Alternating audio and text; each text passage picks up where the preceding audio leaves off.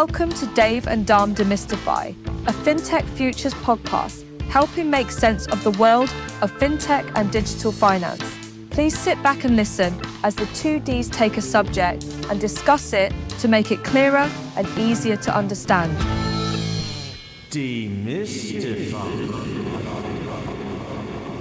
Welcome to another episode of Dave and Dom Demystify. I'm obviously joined by Dave, and this week our special guest is Charlie Platt, who's going to help us demystify Fioneer. Welcome, Charlie. Would you like to give us a little bit of an intro to yourself and to Fioneer? Sure. Thank you very much. Thank you very much for having me. It's great to be here. Yes, I'm Charlie Platt. I'm based in the UK. I have two roles. I'm an MD of the banking division of SAP Fioneer, and I'm also the head of the EMEA business as well. I joined Fioneer when we set it up in 2021, September 2021. We'll come on to that in a bit more detail. And I've been in the senior leadership since then. I am ex-SAP. I was SAP for 4 years prior to that. But my background is technology and financial services, covering lots of different areas. I started my career in sort of high frequency algorithmic trading software many years ago, which was when we were doing real-time analytics 20 years ago, which is very exciting stuff at the time, really interesting use cases. And some of that, of course, has continued to come through in what we do now. So a good grounding. But yeah, great to be here. Thank you for having me. Fantastic. And I kind of picked up on something they said, you're ex-SAP, but this is SAP Fioneer. Can you explain a bit about that? Because I think that's quite interesting. Absolutely. So SAP, everybody knows, a huge corporate, massive organization, of course, global software vendor, but it services many verticals. In fact, I believe 26 different verticals, although I would struggle to actually name 26 different verticals. But apparently they service that sort of many. And of course, there's a huge amount of consistency across many different verticals where you have a traditional supply chain, whether you're selling telephones or you're selling pharmaceuticals or you're selling cars, there's a traditional supply chain across there. And whilst financial services, of course, is, I believe, the biggest vertical or industry in the world, you know, it didn't fit into some of the stuff that SAP did, where you talk about that supply chain. Clearly, if you're talking about a general ledger or you're talking about a procurement system or an HR system, that's fine. Those are consistent across all industries. But when you get into talking about things like core banking or core insurance, then that piece of software doesn't have much in common with a traditional supply chain kind of application. SAP's been building core banking platforms for a long time. And taking some absolute generalizations, those applications are really strong, really well developed and really scalable. But the speed of which financial services has been moving over the last 10, 15 years that we're all familiar with, the fintech boom and all the rest of it, the speed of change has been something that SAP looked at what they did and said, you know what, we're not entirely sure we can keep up with that speed of change in this one area where you're talking about core banking or core insurance. They're fine on all of the other areas, but, you know, this one area. So they looked at a load of different models for how they could manage this unique sort of market that we operate in. And they finally came to the conclusion that actually the best way would be to separate it off as a completely separate business. And that created the creation of SAP Fioneer.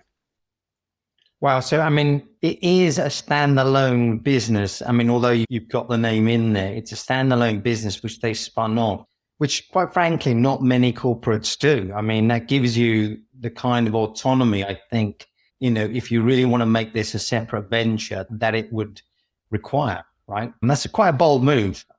I think a very brave move, sort of a lot of consideration went into this. Of course, SAP doesn't make these decisions easily. But I think they felt there was a need for a very significant investment to come into the business as well, a need for a lot of specialist people to be involved, the right type of people from different areas of the financial services sector, people coming in from banks, people coming in from advisory firms, from consulting firms, as well as the technologists. But SAP felt the best way to do it was to create an organization. They retain an ownership, a 20% ownership in the company.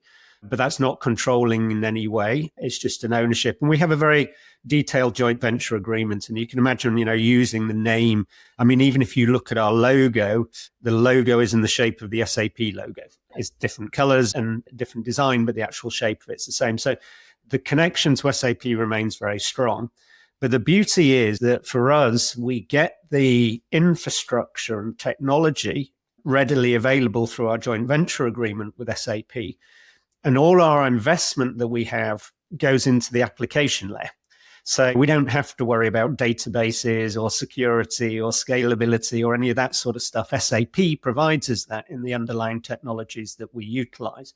So if you look at really important topics like AI, for example, the skills and the capability and the technology is being developed out for us to just consume in what we do in the actual banking area. But by using banking specialists, and I say banking, I should say insurance as well, because we cover both areas.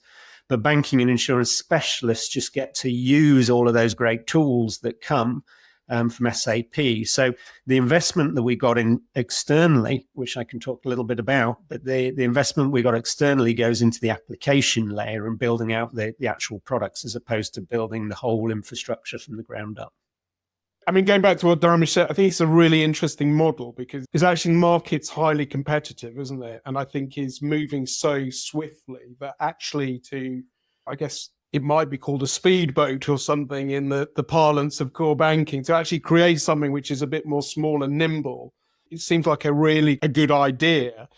How long was a sort of period of introspection around actually let's go for this? And I guess there's a second question, which is the speed of changes has been accelerating, but why now? Why over the last few years? Because it's been accelerating for the last sort of 20 years. So I was kind of interested in both of those things. Yeah, I think this discussion, I know the primary investor that managed a lot of the investment that came into the Fioneer organization had some of these conversations 8 years ago. So they had actually started a long time ago. And you know what it's like. They come in and they go out and lots of different conversations going on. So I think the idea has been around for quite some time. The execution of the idea and exactly the structure of it, I think, was really actively being discussed for a couple of years. I came into it probably 9 months before we actually made the exit, which was in September 21. So I'd been probably involved in it for that period.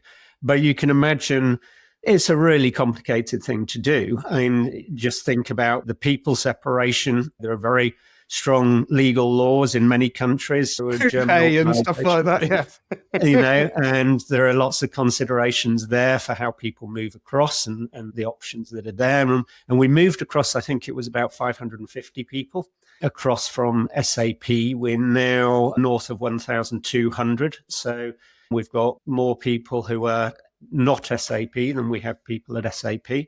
Not that that's an important measure for us, but it just shows the rate at which we're growing. But the consideration happened for a long time.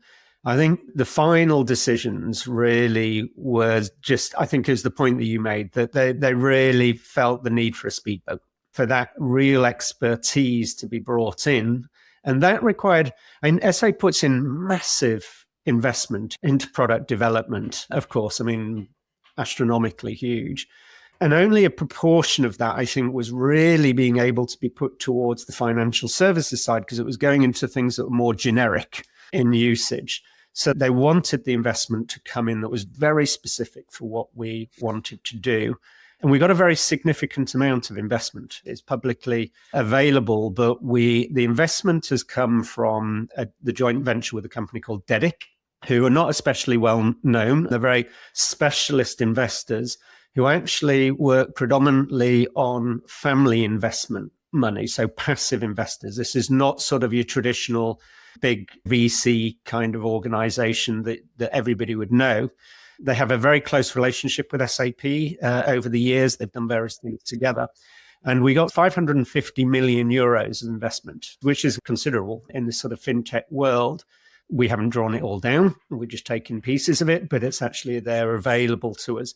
So I think SAP really wanted to see a very significant investment. They wanted a very significant commitment because these are their customers. The customers that we've moved across, that we've taken across, SAP, is very concerned about not servicing them in the right way. So they wanted an organization that was nimble enough to be able to do exactly what it wanted to do and become agile and flexible, but stable and strong enough that it didn't feel that it was putting its existing customers in some sort of risky situation for something as critical as core banking.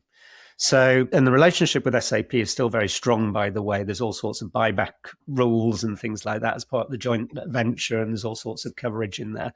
And the relationship, my chairman and CEO talk to the board of SAP probably weekly, I would say. So the connection is extremely strong. Having sold a company to a larger software company and then within that organization, almost drowning a little bit because there's so many other products that competed for R&D investment. We tried to kind of spin this out. This is the stuff of dreams. What you've ended up with is the best that anyone could really ask for, because the other thing that I think is that because you've got the full autonomy, that's every kind of entrepreneurial type company wants. Plus, the amount of funding that you raised is for a few years, I would imagine. For 1,200 people, that's going to go a long way. So it's a strategic level of funding as well, which also recognizes the opportunity. So I think it's amazing what you've ended up with. For Dave, I don't know how much you've looked at or experienced SAP, but one of the things that I was surprised about was when Charlie talks about owning the infrastructure, they've got their own databases, their own middleware, their own application servers, everything. It's not like there's a portion of software that they've got and then we have to pay some licenses to Oracle or Microsoft or AWS, etc. This is all theirs, right? There isn't anything that isn't theirs, which is unheard of in technology. Can you tell us a bit more about that? That's the view. The one thing we have as Fioneer, so we lifted all of the IP of let's say, the financial services orientated products. So the core banking, the core insurance, and also the banking and insurance finance products. So what I mean by that is the sub-ledgers that are specifically for banking, for example. Right. So the GL will stay, the general ledger stays with SAP. So if you're a bank and you want to buy a general ledger, then you buy that from SAP. If you want to buy a SuccessFactors HR system, procurement system, you buy that from SAP, even if you're a bank. But when you want to get into something that is banking or insurance specific, like the sub-ledger that you might have in there, then that's when you come to Fioneer. But the great thing is that it's all based on the same stack. So if you're, all of your other things that you're doing is based on exactly the same stack that you're talking about. But also we go then front to back. So we go right the way from the user experience on a retail banker, right the way through to the transactions running right the way through to the general ledger. So the auditors can do a trail from back to front. So we've got that wide piece in terms of the functionality. But what you're talking about there, Dharmesh, is the depth as well of utilizing all of the infrastructure, whether it's the analytics layer or the database layer or whatever it might be. And particularly the more we move to cloud and people just want services, then that just makes it great because we've got all of the stack, we've got access to the data, we've got access to the analytics, we've got the presentation layers, we've just got to build the logic and then we can present it straight to the customer to consume as a service. So it's great in an on-prem world, but I think the more we move to cloud, the more we'll see that come into the fore as well. And do you provide your own cloud? We work with SAP, and SAP utilizes hyperscalers. So there are some countries where they don't have the hyperscalers and when we're operating in some markets, but generally our go-to-market is that we will utilize SAP and they have big agreements in place with the main hyperscalers across the world. One thing I'm kind of interested in as well is in terms of go-to-market and business development. So I come from the agency world, which is very different from the technology world. But I mean, I sold a business to a large marketing conglomerate. And the idea was always that you kind of go to market jointly and with partners and things like that. It never quite worked out like that because I guess there was a lot of legacy in terms of the way that kind of people think. So in terms of how you deal with SAP and getting their salespeople and their marketing really clued up about what you do, is that a kind of big part of what you're doing, or have you found that they just naturally get what's going on? It is a big part, and it's really important to us. And it's really important to SAP because what we do in banking helps their differentiation as well. So it works both ways. But getting your hands around an organization of whatever they are now, 105,000 people, something like that, is always a challenge. I mean, we've grown nicely. We're above 1,200 or whatever, but still, it's pretty tricky to get yourself around. But the trick is really in not the complexity, but the detail of the joint venture agreement that we have between ourselves to ensure that people get incentivized in the right way. So those sorts of models are very much in place. So people know very clearly, and SAP is great at that, right? They're really, really good at creating and have every model under the sun that you can imagine because they've been there for many years doing it. So we have the right models in place to make sure people are clear on the incentivization, where royalties get paid, where the money gets recognized and all of that sort of stuff. That takes a lot of the challenge out of the mix because the rules are very clear. And it took, I think, a long time in getting the joint venture agreements correct. And that's a key part of it. Otherwise, you just build conflict in all over the place. And we certainly don't want any of our customers experiencing any conflict. We want them to feel the benefit of the two organizations together, not the negatives. It takes time. I think one thing I've learned over the last 2.5 years is it's the things you want to put in place take longer than you expect. I mean, one of the most important things for us has been our culture. We say all of these great things up front. We're going to create this new company. We're going to be agile and we're going to be entrepreneurial and we're going to be creative and we're going to be all of these words that you say. But as we all know, it's much, much harder to put that into practice of what it is that you want to be. And just general business go to market all the time gets in, not in the, it kind of gets in the way because you're just cracking on and doing things. And you've got to step back sometimes and think about how do we build that culture of what we want to be. And that all comes together with how we operate with our partners and how we want to be. I say to a lot of people, we go through a stage when we separated the businesses in 21, we were a toddler. We were just trying to learn how to walk on our own 2 feet. And then you go through these processes very quickly where you suddenly become a teenager and you think, well, actually, now I think we know what we want to be. I think we're really clear on where we want our identity to go and what we want to look like as a business. And then you get to in our early 20s now, probably we know exactly what we want. We know exactly where we want to be in the long term, but we've still got some time to grow up as well. So it's this level of maturity that we've been going through, and it has taken a little bit of time to find our balance exactly, but I think we're in good shape at the moment. So in terms of your kind of go-to-market proposition, again, it's quite a crowded market. What is it that top of the list in terms of your sales strategy? Is it the SAP thing, or is it the flexibility of the products and services that you have? Yeah, and I think that's a really good question. And we have a very large customer base, which is this really unusual thing. You're a fintech startup with all of these customers around the world. So we've got two big things we've got to do. One is that we've got to help modernize these existing customers around the world. And me personally, I find this really interesting. We've been dealing with this conundrum for years. How do you upgrade these very complex situations and how do you modernize these things? And everybody always talks about changing the engines on a jet whilst you're flying and all that sort of stuff. It's that we've all talked about it for years, right? And I think we're getting to a point where we're really starting to come up with some smart ideas how we do that. And we as an organization, Fioneer, is much more involved in I wouldn't say the implementation, but the big decisions made around the product. SAP was less involved in the implementation. They relied on partners a lot more than Fioneer does. Fioneer is of the opinion that we need to be much closer to the customer and much more involved. We still work with the systems integrators. There's still lots of other people doing work around what we do, but we do need to be more involved in that. So one element is all of those existing customers. How do we help modernize them? How do we grow? How do we add bits onto the side of them? Lots of great work around that sort of area. New product development is really important for us. So a lot of our investment is going into new product development.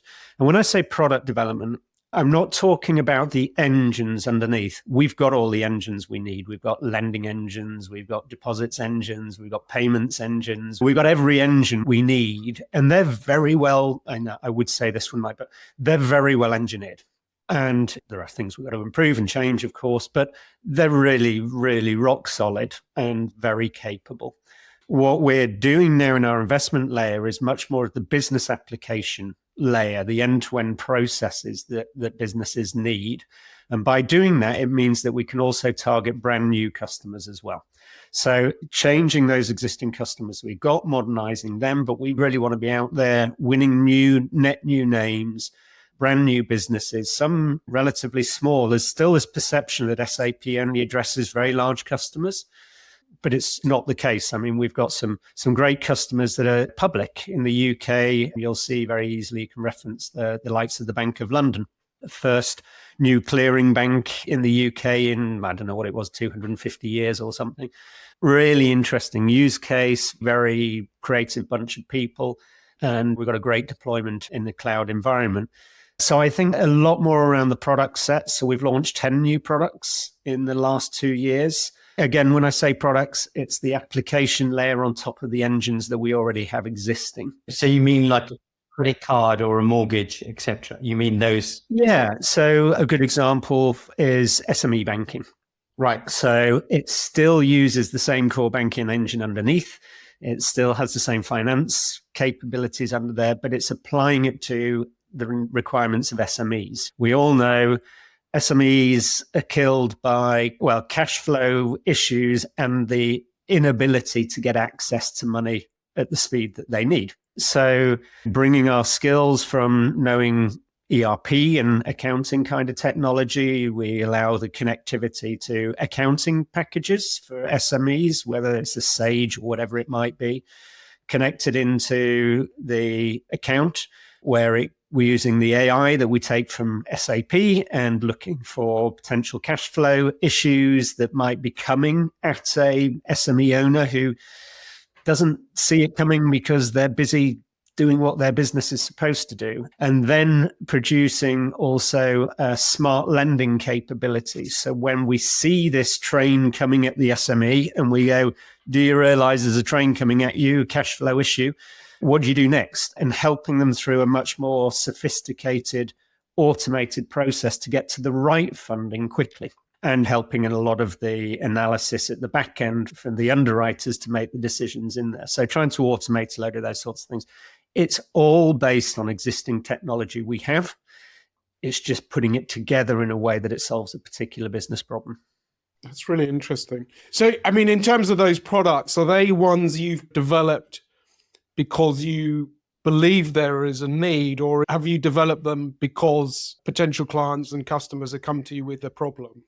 Yeah, a bit of both. I think there are some things, when we set up the business, we did a lot of work with some of the big advisory firms, and they gave us some good advice on future activity, where they thought the markets were going, and some holes or some gaps we had in our offering. So there were some things that we just said, you know what, we know we've got to go and fill those gaps. And we've been doing a chunk of that. But more importantly, I think it's the second part of your question, where we're doing this related to customers. So some of it we're doing ahead of the curve. So we've had conversations with customers where they say that this is something they need, and we go, okay, fine, we'll invest in it. And some of it we're doing with customers. We call it co-innovation. So we say, well, look, we've got 80% of what you need in the product, and there's 30% missing. But actually, of that 30%, 20%, we would really like to keep and put back into the product. And then we have agreements in place where we do some of that co-innovation work in order to improve our product and put it back in. But the really interesting thing is there for me is that you can't do that properly unless you are very close to the customer's requirements. So when I mentioned before about, our involvement in working with the customer, it's not a revenue grab thing. What we're interested is just reducing that distance between the customer, the really detailed knowledge member of the customer, and the programmer. right? You're never going to have them completely next to each other, but reducing that gap as much as possible to make sure that knowledge can get brought back into the product really quickly, and then increasing the cycles of which you release that technology more quickly so it can get consumed by the customer as well. So, and that's something you can do as a smaller business, but when you're colossal, that's very hard. It's amazing time, I guess, in the marketplace where actually true innovation can start happening, because the kind of core big building blocks are all there, but it's the sort of smart people who are able to take those building blocks and start compiling them to make a real difference. So that rather than, I guess that Dom and I have been doing the sort of digital banking for 30 years, we worked out yesterday, almost 30 years. And it feels like this is the first time where true innovation can really start to happen because the building blocks are there and in place. So it's fascinating to hear the approach that you take. I had one final question. I'm sure Dharmesh has got a final question as well, but you talked about the fact that you're, is it managing director for EMEA as well? Yeah. I'm really interested. Where do you think kind of true banking innovation is happening in your patch at the moment? I'm fascinated geographically where you think things are hot and where they're not, frankly. Yeah, I mean, I love this. I love talking about this question because I think it's a really interesting area. I mean, biggest revenues for us will still come from those major markets. For us, South Africa is a massive market, the UK, obviously Northern Europe, and of course DAC, for us being originally a German company. Really, so the big revenues will still come from there for a little bit longer. But the growth I find very exciting in the Middle East and some parts of Africa.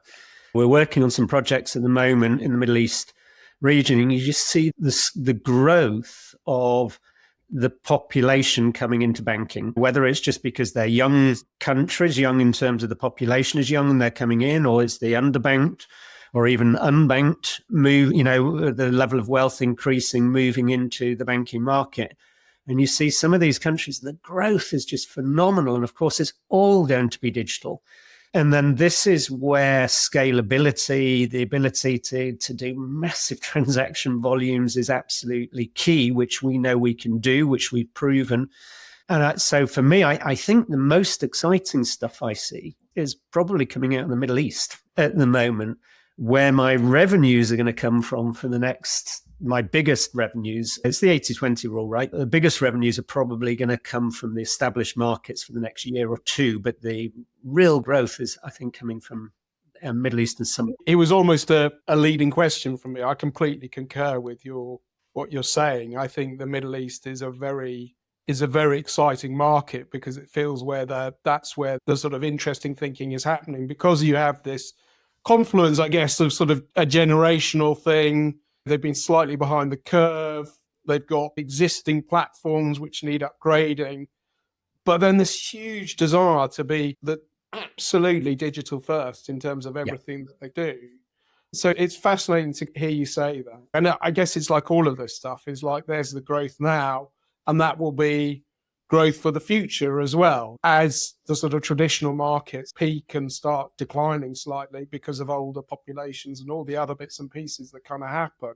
It's interesting to see. And, obviously there's sort of some hotspots in Africa as well, which I think places like Kenya and Ghana, which are going through huge kind of changes as well. So it's fascinating to hear. So Dom, I'm sure you've got one final question and then we're going to have to wrap it. Although, Charlie, it's fair to say we probably talk all day. So, yeah, I mean, look, first, I just want to comment on one other thing, which I found fascinating and actually you should be congratulated for, which is not only the way that the company was set up, but you've talked about what you're investing in is actual products, banking products. You're the first of the core banking vendors that talked about that, really. And quite frankly, congratulations to you, because that's really what should be the focus. Everyone's come on this show and talked about how good their technology is. And yes, I have a passion in that space and I love talking about it. But, I also love I'm not in it for technology's sake. Technology is an enabler for stuff, right? And most of my career has been spent on doing things that changes the experience for banking customers or for the bank itself to operate more efficiently, etc. So Congratulations for being the first to talk about launching new banking products and not just talking about the technology. But I do want to just touch on one aspect around the technology. And that's because you also mentioned about modernization as opposed to core replacement, which is a hot topic. But if you're a core banking, which you are, a core banking software vendor, that's your job really, is to sell core banking. But you really talked about modernization and fixing experiences or processes for banks, which I also find intriguing. But it's kind of a mantra also that goes with what Bayern are doing. And you guys are involved with Bayern. What's your role with Bayern? Because I think that's quite fascinating too. So originally in the SAP days, they were one of the founder members, I think, of the setup and the organization. I think we've always adhered to some of those sorts of standards.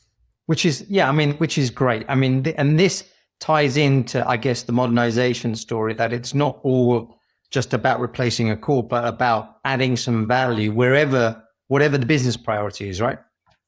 Yeah, I mean, for us, modernization is not about the technology per se. It's about what you're trying to achieve. What are the things that need to be achieved to deliver what you need? So it's a bit like Google Maps for me. We know where we stand today, where we are with the technology, and we know what the ultimate destination is, to have this beautiful core banking platform that does everything. The question is the route you take. The immediate route is just to do an upgrade of all of the software, and it goes the fastest route and it gets you there. But actually, it doesn't achieve some of the things you need to deliver along the way. So the actual route that you need to take is the clever thing. It's the plotting of that route that delivers business value as we go along. So it might take longer, it might be a bit slower, it might be a bit more expensive, but it delivers the things that you need as you choose that other route. So for me, it's about working out that route to get to the destination, as opposed to thinking constantly about the destination, which is this lovely thing. So that's kind of how we look at it. That's brilliant. Brilliant. Like Dave said, I have got probably a zillion more questions, but we'll leave that for another day. Well, we can ask Charlie after we start recording. And so thank you so much, Charlie. It's been really brilliant. Fantastic. Really nice to talk to you both. Thank you very much for your time. Thank you for tuning in to Dave and Dom Demystify. We hope you enjoyed the show. Don't forget to like and subscribe, and tune in next time as we take another topic and demystify it.